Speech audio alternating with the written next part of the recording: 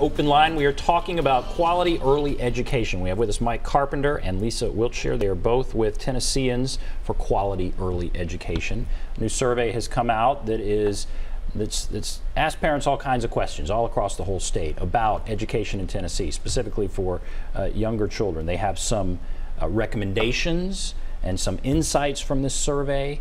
But as we went to break, I asked about why now.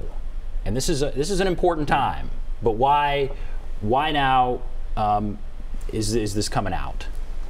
So this is a really historic year in the state of Tennessee because obviously we're going to have a new governor after November, and of course that happens. You know, we have that election every 4 years. But in addition to that, there is a big turnover in the legislature this year. So a lot of folks are retiring, running for other offices, and so somewhere in the neighborhood of 30 or so seats are going to turn over, and we'll have new people in those seats, and then we'll also have a new Speaker of the House. So this is a really pivotal time to put this issue in the forefront and top of mind with legislators and policymakers. That early education is just as important as K-12 and higher ed, which are all part of one continuum, and we need to focus just as much on those very early years as we do on the in-between years and the later years. And so this is the right time to be doing that. Every candidate, I feel like, is going to say, I support education. I bet they're going to say that really early on. What sort of reception are you getting when you're coming up with some of the stuff you're talking about, when we're talking about early education? What is the reception you're getting from all of these candidates you're talking about?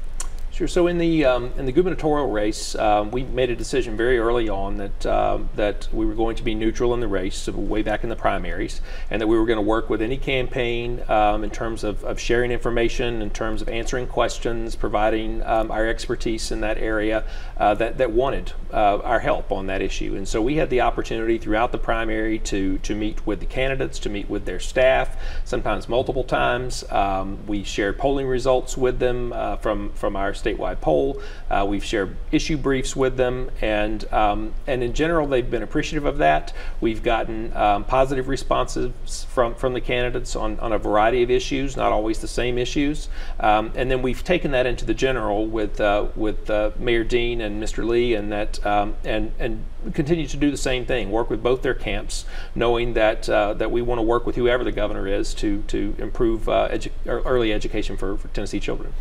Pre-K, where can you characterize where they stand on pre-K, or at least what have the conversations been like when you talk with the candidates about this issue? Maybe you can say that for sure. What has the conversation been like? Yeah, well, the conversation has definitely been positive and open to the issue, and again, without mischaracterizing what they've said. Mayor Dean has been very supportive of universal pre-K. I said that in the Memphis debate last week, I guess, and he was a supporter of pre-K as mayor, so he has a record there.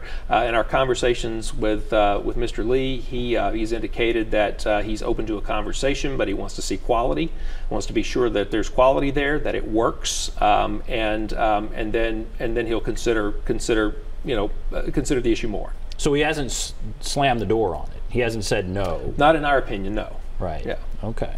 And then you're talking to lots of. It's very interesting about the turnover in the legislature, and so how do those conversations go? That is very interesting. It's going to be a very important time.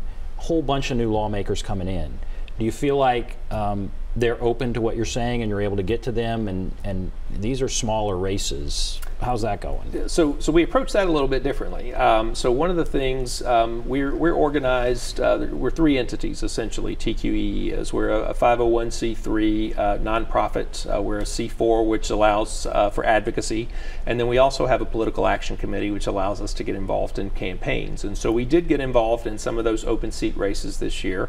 And in preparation for that, we went and interviewed candidates around the state. Not in every race, not at, we're small staff, we've been limited capacity, but we got around and interviewed candidates face to face, rather than simply send a questionnaire or say, tell us how you feel about this. We sat across the table with a cup of coffee and we said, tell us how you feel about this issue, tell us how you feel about that issue. In many cases, it was, I'm not really sure because I don't know much about that issue. And it was a fantastic opportunity to educate, to talk about why this is important, and to prepare them for issues that they're going to have to deal with when they come to the legislature. In some cases, we had people who had a background or who had an understanding of some of the issues, and were able to know if they were for or against those issues. But the best part of it was being able to actually have those conversations and educate. And so a lot of openness from the candidates that we talked to. Again, we didn't talk to everyone in every open seat, but among the ones that we did talk with, we feel like that they're open to continuing these conversations. And you've said this a little bit, but I think if there were a checklist, if in a race, in a standard sort of race, a checklist, you would want a candidate to do this, this, and this, to support this, this, and this, or to speak out on this, this, and this, to be against this, this, and this, whatever it may be. What would that checklist be? In the ideal situation, as far as you are concerned, what would the ideal thing be? That's a really great question and a really tough question. That's because there are so many important issues. I mean, when you take on a continuum that starts at birth and goes to 8 years old, there are a variety of issues that can have an impact and make a difference. But I would go back, I guess, first to early literacy and continuing that work. That work is critical. It's important. Adding in some math. Because math actually supports literacy, and it's important that we can start math early. I think certainly pre-K, improving the quality first, and then looking at how we might expand. And then making sure that in our curriculum, in our teaching of young children, that we're including, what we'll call early workforce skills, which are things like problem solving, taking turns, conflict resolution, staying focused on a task. Those are things that we hear from business people all the time that they can't find in the workforce sometimes. Those skills actually start very, very early in a child's life. But the other thing that I would point out is that in that survey, nearly 70% of respondents said they would look more favorably on a legislator who supported early education. Only 2% said less favorably. So while it's not the typical issue that candidates campaign on this time of year, it's definitely an issue that voters care about and see as a positive for policymakers who support it.